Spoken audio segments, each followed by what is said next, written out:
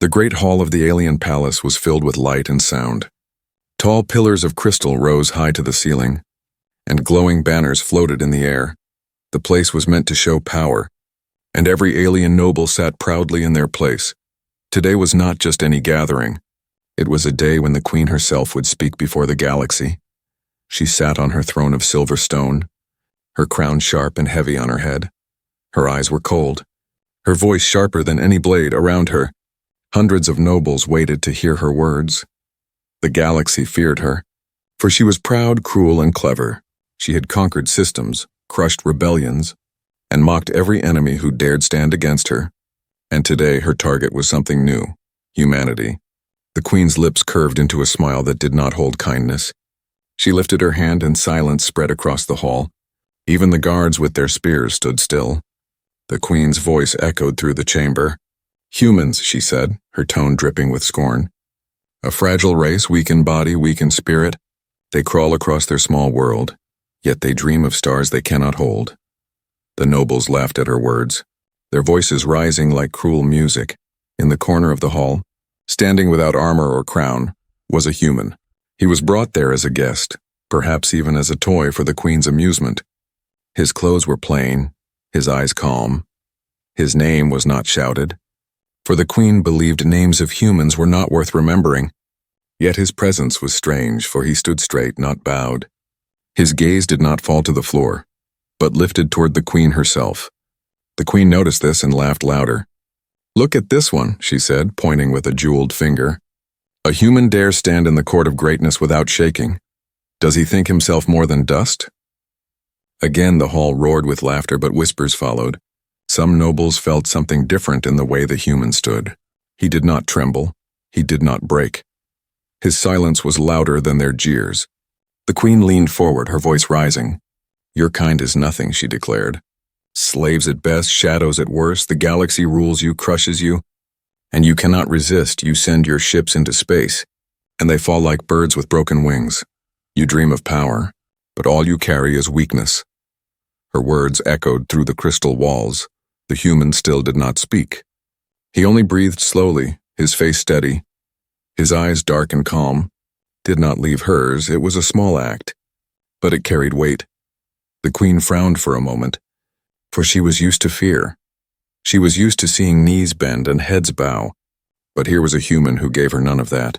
A noble beside her stood up and shouted, "Show him his place, my queen. Let him kneel before you. Let him crawl like his kind should." The crowd cheered, and the queen raised her hand again. Her laughter rang through the air. Sharp and cruel, she stepped down from her throne, her gown sweeping across the polished floor. She circled the human like a predator circling prey. "Do you not fear me?" she asked, her voice soft but dangerous. "Do you not know what I could do with a single word?" Her eyes gleamed with power. She expected him to fold, to break, to beg, but the human's lips curved into the faintest of smiles. Not mocking, not arrogant, just steady, calm, and sure. The queen's laughter faltered for a second. The silence grew heavy. The nobles leaned closer, whispering. Something was wrong. This was not how it was supposed to go. The queen straightened, her pride wounded. She would not allow a human to stand so boldly before her throne. "Very well," she said, her voice sharp. "If words cannot make you kneel, perhaps trials will. I will show this court. I will show this galaxy that humans are nothing but fragile bones waiting to break." Her hand rose, and the guards slammed their spears to the floor. The human did not move, did not resist. His calmness spread like a quiet storm. He looked at the queen once more, and though his voice had not yet spoken, it was as if his silence carried a challenge. The queen's mocking laughter rang again, but this time it carried a thin crack. The nobles cheered loudly. The banners of light burned brighter, and the trial was declared. The queen thought she had already won.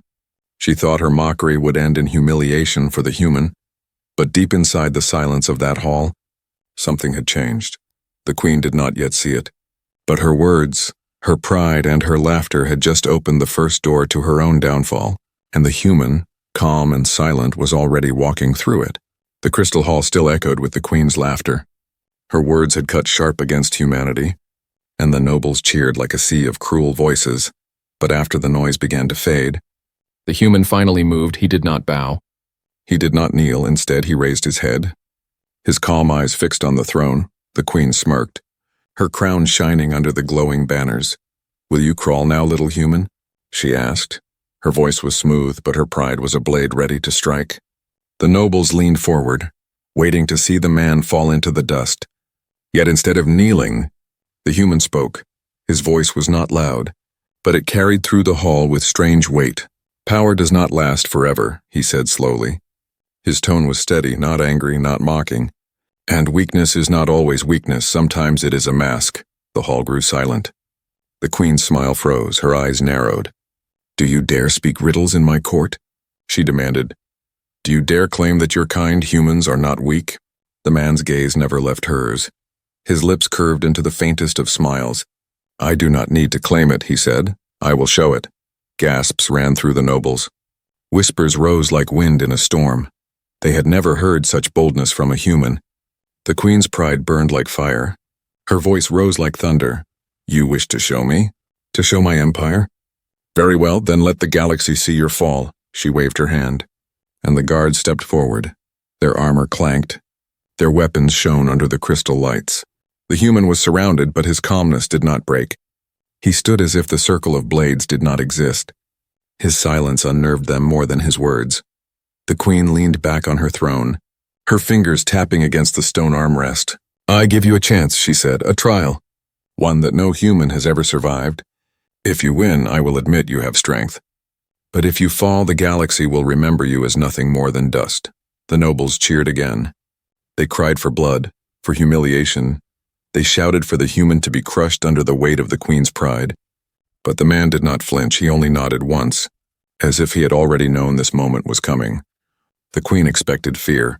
She expected trembling knees. But instead the human spoke again, his words cutting into the silence like iron. "Strength is not only muscle," he said. "It is not only power or crown. Sometimes strength is patience. Sometimes it is standing when the world tells you to kneel." The nobles sneered. Some shouted insults, others laughed with cruel voices. But their laughter felt thinner than before, weaker. The man's calm words had planted a seed of unease in their hearts. The queen saw this and grew angrier. She could not allow doubt to spread. "Take him," she ordered. Her voice thundered across the chamber. "Prepare the trial. Let the galaxy see how weak humans truly are." The guards moved closer, but the human raised his hand. Not to fight, not to resist, but to speak one last time. His eyes swept across the nobles, then back to the queen. "Be careful what you demand," he said softly. "For sometimes a trial does not test the one standing in the circle. Sometimes it tests the one watching." The words struck deeper than any blade. For a moment the queen's breath caught. She covered it with a cruel laugh, waving her hand to dismiss his riddle. Yet her eyes betrayed a flicker of unease.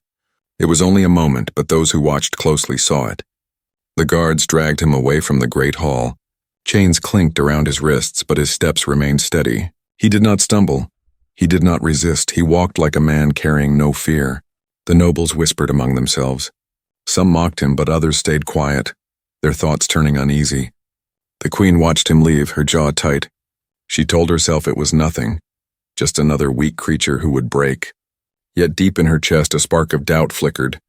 His calm eyes, his quiet voice, his strange strength. It unsettled her in ways she could not explain. When the doors closed behind him, the hall buzzed with voices. Some nobles laughed, others argued. The queen raised her hand and silence returned. Her voice was sharp again. "He will fail," she said. More to herself than to anyone else, and when he fails, humanity will kneel forever. But even as she spoke, her mind replayed his words. Sometimes a trial does not test the one standing in the circle. Sometimes it tests the one watching. The queen shook her head, dismissing it as human foolishness, and yet, the faint crack in her confidence had begun. The galaxy did not know it yet, but a quiet challenge had already been set. The human had not shouted, had not fought, but with calm words and steady silence he had planted the first seed of change. And in the heart of the queen's empire, that seed was already starting to grow. The Hall of Judgment was unlike the throne room. It was darker, colder, and built not for beauty but for fear. The walls were made of black stone that swallowed light. Chains hung from the ceiling like silent threats. At the center was a circle of glowing symbols. A place where countless challengers had fallen. The human was brought there in chains. His steps echoed on the stone floor, but he walked with calm rhythm. Around him the nobles gathered once more. Eager for a show, they filled the high seats, their jeweled robes shining in the glow of the symbols. The queen herself entered last, her gown flowing. Her crown catching the firelight, she sat high above, looking down like a hawk waiting for prey. "Here," she said, her voice proud and sharp, "is where your defiance ends, human. You will face a trial meant for warriors, and when you fail, the galaxy will see you for what you are, weak, broken, and nothing." Her words rang through the chamber and the crowd roared. The guards removed the chains and pushed the man into the glowing circle. He stumbled slightly but quickly stood straight. His calm eyes scanned the strange markings beneath his feet. He seemed curious, not afraid. That alone made whispers spread among the nobles. A loud horn echoed, and the trial began from the shadows. A creature stepped forward. It was no ordinary beast. It had been bred for destruction. Its body was covered in sharp scales, its eyes burned red. Its teeth dripped with poison. The crowd cheered, for they had seen many warriors crushed beneath this monster. The queen smiled with cruel delight. She expected the human to run, to cry, to beg for mercy. But the man did none of these, he only breathed. Steady and calm, then slowly he crouched low, his eyes sharp on the creature. The beast roared, shaking the chamber, and charged. Its claws tore into the stone. Sparks flying, the human moved just in time. Rolling to the side, his movements were not wild but controlled. Precise. The crowd gasped. They had not expected a human to move like that. The queen frowned but said nothing. Her eyes narrowed, watching closely. The beast turned and attacked again. Its tail whipped like a blade. The man ducked under it, then grabbed a loose chain from the floor. He swung it, wrapping it around the beast's leg. The creature stumbled for a moment. Crashing into the stone wall, the nobles gasped again. Some even clapped before catching themselves. The queen's jaw tightened. She leaned forward. "Luck," she muttered. Nothing more than luck, but the human was not done. He pulled the chain tighter, guiding the beast's rage into the walls. The chamber shook with every crash. The man's eyes stayed focused, his breath calm. His silence carried more weight than shouting ever could. The beast grew angrier, tearing the chain free with a roar. It lunged again, faster this time. The human barely escaped, rolling across the glowing circle. His hand brushed against the ground and found a broken spear from a past trial. He lifted it, the weapon rough and cracked. Yet his grip was steady. The nobles leaned forward, their whispers now louder than the queen's pride. The human stood tall, spear in hand, his figure small against the massive beast. But somehow unshaken, the monster charged again, its mouth wide, teeth dripping poison. The man did not run this time. He stepped forward. Calm and sure, at the last moment, he thrust the spear upward. The broken blade pierced into the creature's throat. The beast shrieked, thrashing wildly, shaking the chamber. Then, with a final roar, it collapsed to the ground, lifeless. The hall fell silent. The queen's eyes widened for just a breath before she masked it with a sneer. The nobles looked at one another. Some whispered of strength, others of danger, but none could deny what they had just seen. The human dropped the broken spear and stood tall. His chest rose and fell with slow breaths. His eyes lifted to the queen, not with arrogance but with steady calm. "I told you," he said softly, his voice carrying across the chamber. "Weakness is not always weakness." The silence was heavy. Then voices erupted. Some nobles cheered, others shouted in anger. The chamber shook with noise, but above it all, the queen's pride trembled. Her mocking laughter could not rise this time. Her heart pounded with something she had never felt before. Doubt. She forced herself to stand, her voice sharp though her pride cracked. "This is only the first trial," she declared. "Do not think one victory makes you strong, human." "I will break you yet."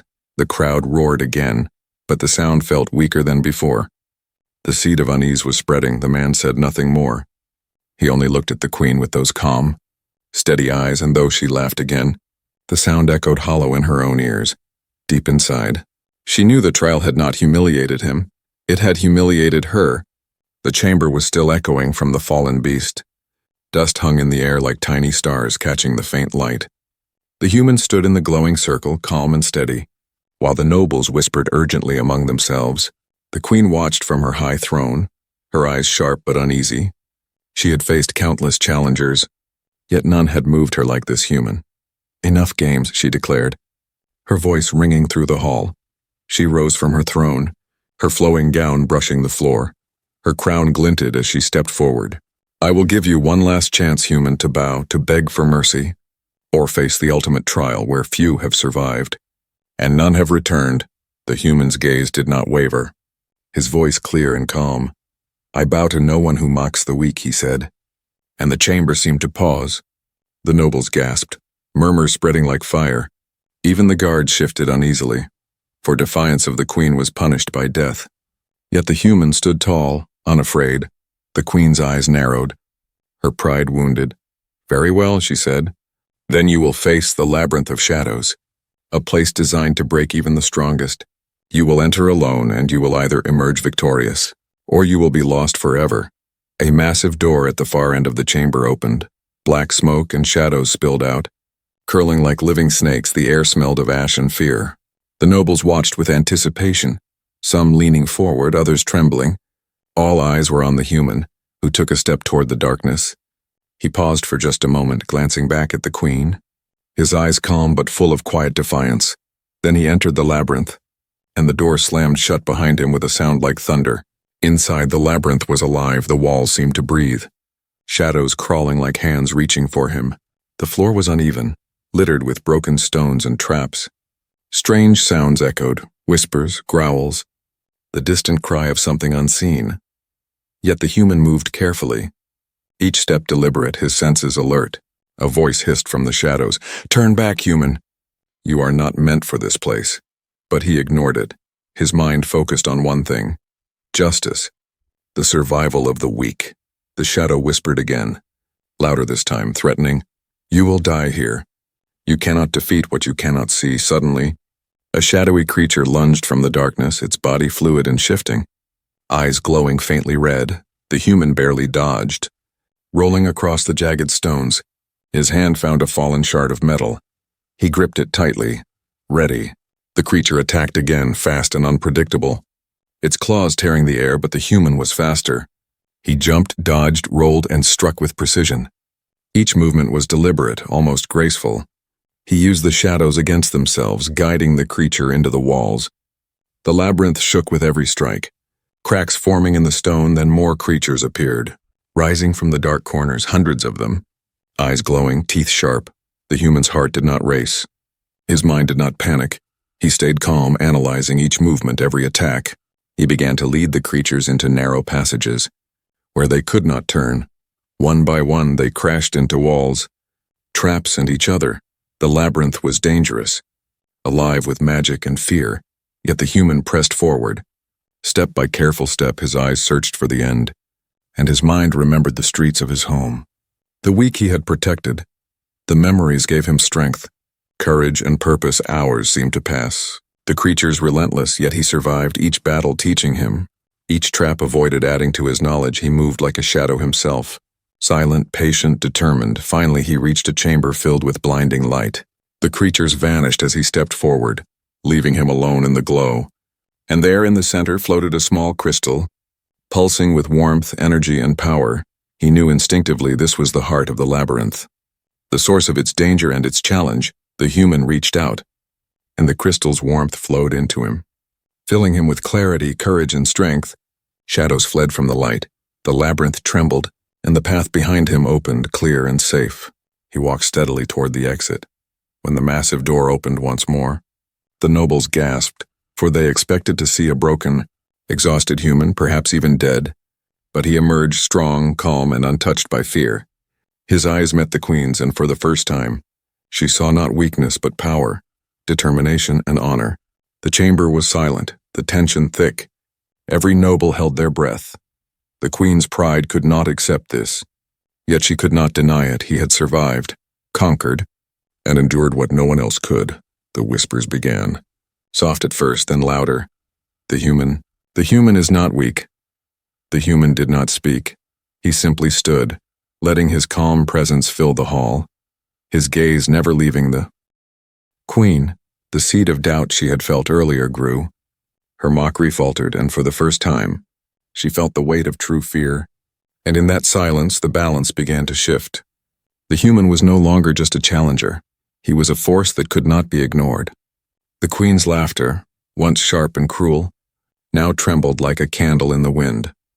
The hall was thick with tension, every noble's eye fixed on the human, the queen's hand clenched around her staff. Her usual pride now mixed with caution and disbelief. She had mocked humanity for centuries, yet this one man, simple in appearance, had survived her labyrinth of shadows. "He is not weak," a young noble whispered, trembling. "Not weak. He is." Another could not finish the sentence, for fear had silenced all who witnessed the human's victory. The queen's voice cut through the whispers. Sharp and commanding, "Do not be foolish," she said. "Victory in the labyrinth does not make him strong enough to face me." Yet even as she spoke, she felt a twinge of uncertainty. That small, simple human had something no one else had: steadfast courage. She descended from her throne, her steps echoing against the marble, every movement regal, every gesture precise. "Human," she said, her voice low and dangerous. "You have survived the labyrinth, but that was only the beginning. The true challenge begins now." Within the chamber of trials, a massive curtain of golden silk rose, revealing a corridor filled with flickering torches, each flame casting shadows that danced like living creatures. The corridor stretched endlessly, twisting and turning. The walls were inscribed with strange symbols, glowing faintly, warning of danger. The human stepped forward, unafraid, his eyes scanning the walls, his mind alert. He had survived the labyrinth. He could survive this. He did not bow, did not hesitate. His confidence unnerved the queen. "You are brave," she said, stepping closer. "But bravery alone will not save you. Within the chamber of trials, you will face not creatures, nor traps, but your own choices, your fears, your regrets, and the sins of those you hold dear. Can you endure the weight of your own humanity?" The human met her gaze, calm and unwavering. "I will endure," he said simply, "because I will not betray the weak, nor abandon those who need me." The queen's eyes narrowed, her lips pressed together. She had seen many who claimed courage, and most had broken. Yet there was something in this human that made her doubt her own words. The corridor led them to a massive door, carved from black stone. Ancient runes glowed along its surface, pulsating like a heartbeat. "Enter," the queen commanded, "and do not return until you have faced yourself fully." The human took a deep breath, then stepped forward. Inside, the chamber of trials was vast, filled with mirrors stretching to the ceiling. Each mirror reflected not the human, but a version of him in different lives. Each choice he could make, each path he could take.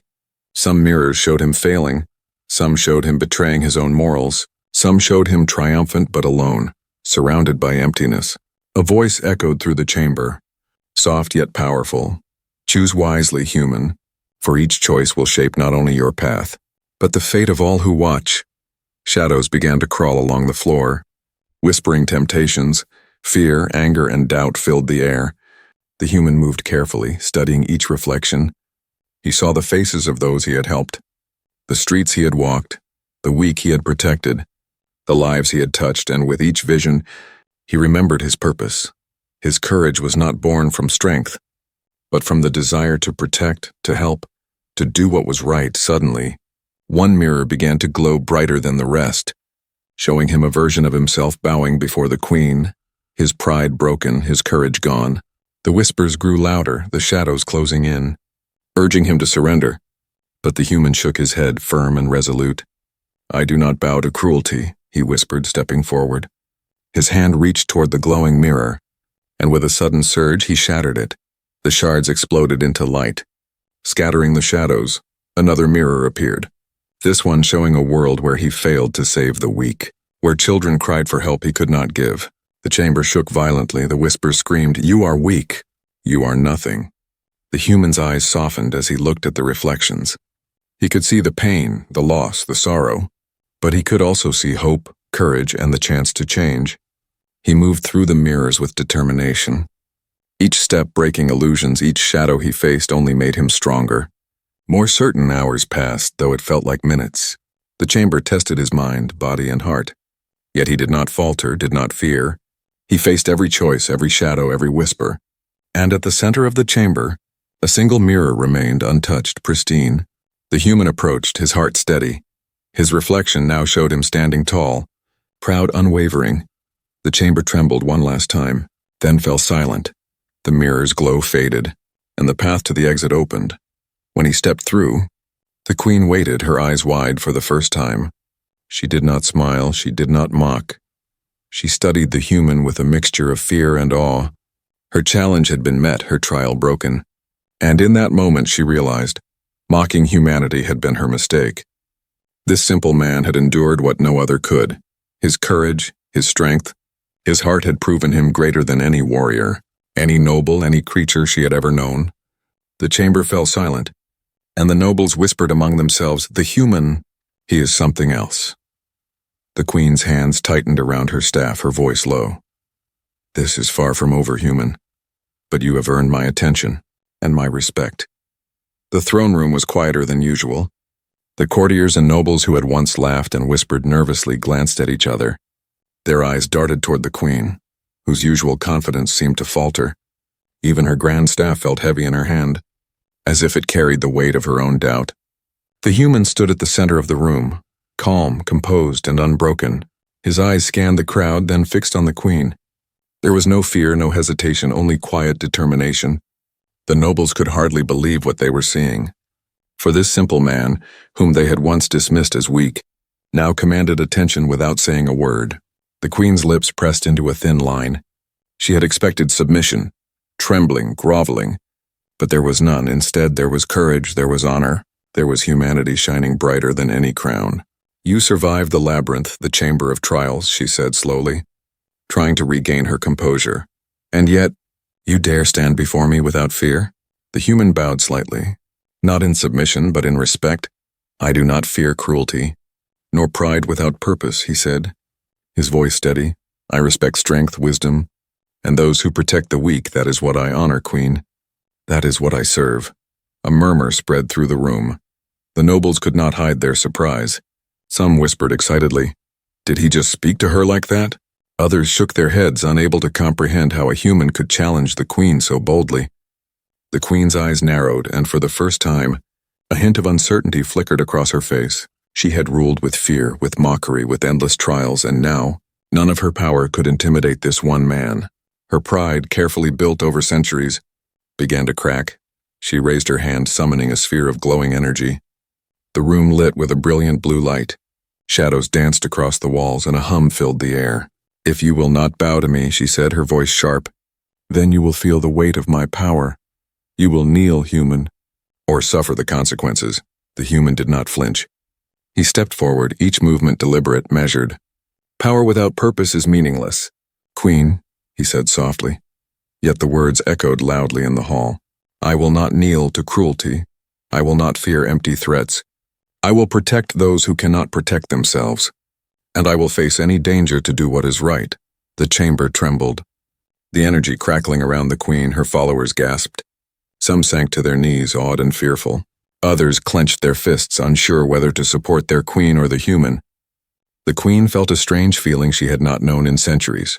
Fear. Not for herself, but for her pride, for the image she had built. The human's eyes met hers, unwavering. "Your mockery of humanity was your mistake," he said. Voice steady, calm, unyielding. "Your trials, your traps, your arrogance cannot break a heart that stands for others. I am human. And in my courage lies my strength." Something shifted within the queen, something she could not ignore. The sphere of energy in her hand flickered, weakened and then dissipated. The nobles watched in stunned silence. The queen's power remained, but her authority felt diminished. Her pride bruised, she stepped back, her staff lowering slightly. For the first time in memory, the queen felt humbled. Her eyes studied the human closely, not as a creature beneath her, but as a force to be respected, a living proof that humanity could endure, could challenge, could triumph where arrogance and cruelty had failed. "Stand tall, human," she said, her voice quieter now, almost reverent. "You have faced what no one else dared to face. You have endured what I thought impossible, and yet you stand unbroken, courageous, and in doing so, you have earned something no one in this court has ever received. My attention and my acknowledgement." The human nodded, respectful, humble, yet proud. His presence filled the room with a quiet power. The nobles whispered among themselves, astonished. "He is not just human. He is extraordinary." Others clenched their fists, unsure whether to follow their queen's example or hide in shame. The queen took a deep breath, steadying herself. "Very well," she said finally, her voice firm, though her pride still ached. "You have earned my respect, human. But respect does not mean submission. It means I will watch, I will learn, and perhaps I will understand your courage, your humanity. It has forced me to see the world differently." The human bowed slightly. Acknowledging her words, "Thank you, Queen," he said simply. "I do not seek power nor revenge. I only seek to protect, to help, to do what is right, and I will continue to do so." No matter the trials that come, the hall fell silent, filled with awe. The queen's followers could not hide their astonishment. The once mocking courtiers now whispered words of admiration and fear. For the human had not only faced the queen, he had humbled her without force, without cruelty, only with courage and heart, and in that moment, a truth became clear to all who witnessed it. Mocking humanity was indeed the queen's greatest mistake. For one human with courage, honor, and heart could rise above fear, above power, and above arrogance, and in doing so could change the fate of an empire. The throne room felt different now, calmer yet electric. The air was heavy with tension and wonder. The nobles, who had once laughed at the human, now watched him with a mixture of fear and awe.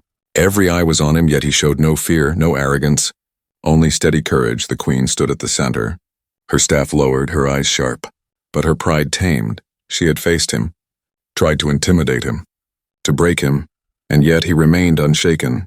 She had mocked humanity, believed herself untouchable, but the human had shown her the truth, that bravery, honor, and heart were stronger than any crown or army. He stepped forward, his gaze scanning the room, not with challenge but with purpose. The courtiers whispered nervously, unsure whether to cheer or hide. The human raised his hand slightly, and the room fell silent. His voice carried across the chamber, steady and clear. "I do not seek your crowns, your riches, or your submission," he said. "I seek only what is right. I protect those who cannot protect themselves. I stand for the weak. And I stand for truth." A ripple ran through the crowd. Some nodded quietly, admiration growing. Others frowned, struggling to understand how could a human so simple, so small compared to the grandeur of an empire, command such attention, such respect. The queen's eyes softened, though her pride still lingered. She had never faced someone like him. Not in battles, not in politics, not in centuries of rule. He had endured her traps, her challenges, her power, and he had done it not with cruelty, but with courage, with heart, with humanity. She lifted her staff, not in attack, but in acknowledgement. "You have changed the court," she said, voice low but firm. "Your actions speak louder than words, louder than my power, louder than the fear I once commanded. You have humbled me, human, and shown us all that strength is not in domination, but in courage and honor." The human nodded. "Your acknowledgement is enough," he said. "I do not wish to rule. I do not wish to destroy. I only wish to help, to inspire, to protect, and I will continue to do so. No matter the trials or dangers, no matter the enemies or the storms." Suddenly, the doors of the throne room burst open, and the human's friends, those who had helped him in secret, entered, carrying those who had suffered under the queen's earlier reign, the people he had protected, the citizens who had endured cruelty and neglect. They stood tall, looking at the queen and the court, their eyes filled with hope and courage. The queen glanced at them, her heart tightening. She realized the truth. Power without justice, without compassion, was meaningless. The court had followed her blindly, obeyed her because of fear, not respect, and now that fear was gone, replaced by admiration for a human, one who had never sought glory, yet had won it in every heart. The human turned to them, his voice rising, clear and commanding.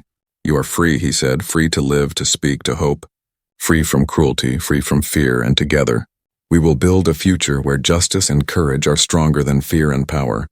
The courtiers gasped, the nobles whispered. Some dropped to their knees, overwhelmed. Others clenched their fists, finally understanding. The human had not fought with armies. He had not used weapons. He had fought with something far stronger: heart, courage, and humanity. The queen stepped back, lowering her staff completely. A small smile touched her lips, proud and humbled. "You have done what I could not," she said. "You have reminded us all what it means to be brave, what it means to stand for others. You have changed history, human, and perhaps you have changed me as well." He looked at her, nodding respectfully. "Change is possible for anyone," he said.